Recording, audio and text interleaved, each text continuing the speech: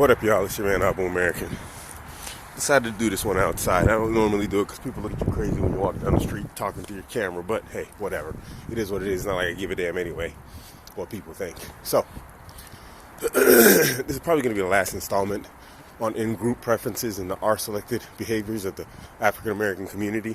I am going to cover K-selected attributes, and so don't think I'm just, hammering the black community, and not giving them any props for the positives that are within the community.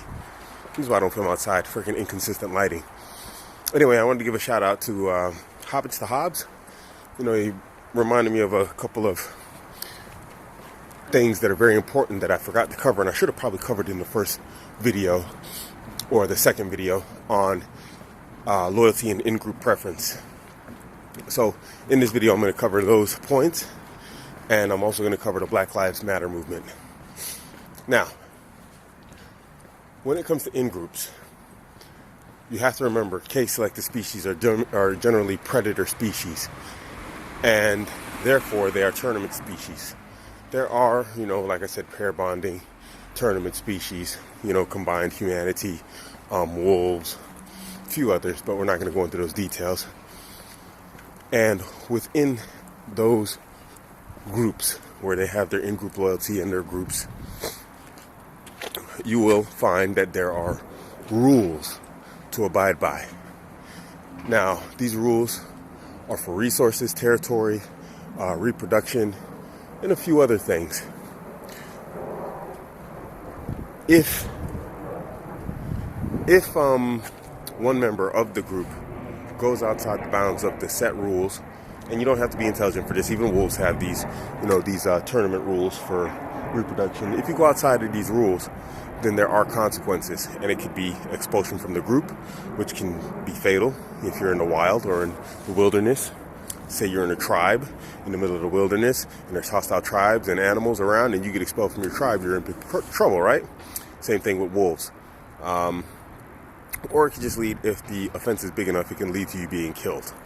Now, in this regard, our selected species are exactly the opposite. They're exploitive in nature, and they have no regard for the rules of any group. They don't care. And this includes R-selected species within a K group, because there can be R-selected members of a K-selected group. And so those members will exploit the rules to their benefit in order to gain a reproductive or territorial or resource advantage within the group when it comes down to competition. Now, let's go into Black Lives Matter. Now, the Black Lives Matter movement, I was playing mental chess, who could bring up an argument saying, well, Abuamerican, you have the Black Lives Matter movement, and that's a group that looks to protect the in-group, aka the black ethnicity, and therefore, you can consider them to be K-selected. And I thought about this, while doing this chess game, and I thought of two examples. Black gangs, in terms of what do we have? What are they called? Crips and Blood type guys. And this Black Lives Matter movement. Now, the Crips and Bloods can be considered or classified to be partially K-selected because they do have strong in-group loyalty. They have a hierarchical system that's based off of pro-conflict behaviors that improve the overall fitness of the group. But one thing that's important about K-selected groups is also altruism. Altruism to the rules regardless of what happens. So what does this mean? So say you lose a competition, you go with the mentality and the idea that, okay, I lost, but it's better for the group overall. It's not exploitive in nature. Now, when we look at gangs in the black community, okay, they have K-selected attributes, but their overall harm to the African American community cannot make them K-selected in a sense. Okay, fine, on an individual level, maybe it helps them. But as a whole, I don't think we can count them in. If you disagree, let me know. These are all thoughts and ideas. I'm kind of hashing this out right now on the spot, on the street, with people looking at me crazy. Second, we look at the Black Lives Matter movement. Now, I don't think we can classify the Black Lives Matter movement as K-selected at all. I think it's still an R-selected movement, and I think it's exploitative in nature. How? Because they're in an environment which allows them the right to protest. Basically, what they're doing is this.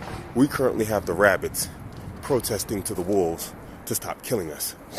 Meanwhile, the rabbits are still killing each other.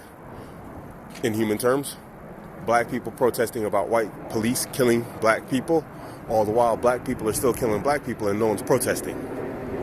I don't think that's case elected, because the Black Lives Matter movement is about that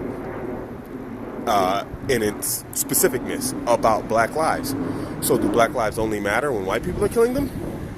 Because in the in-group loyalty, one of the major issues that can lead to a member being expelled or killed is attacking and killing another member of your in-group.